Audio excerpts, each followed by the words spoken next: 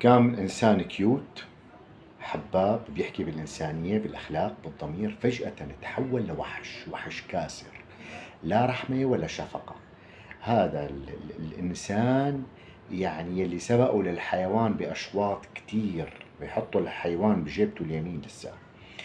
هذا الشخص يلي ما عنده غير الانتقام، هو طموحه الانتقام، طموحه القتل، التمثيل بالجثث، حرق أرزاق الناس، التشفي بأوجاع العالم، التشفي بأوجاع الناس.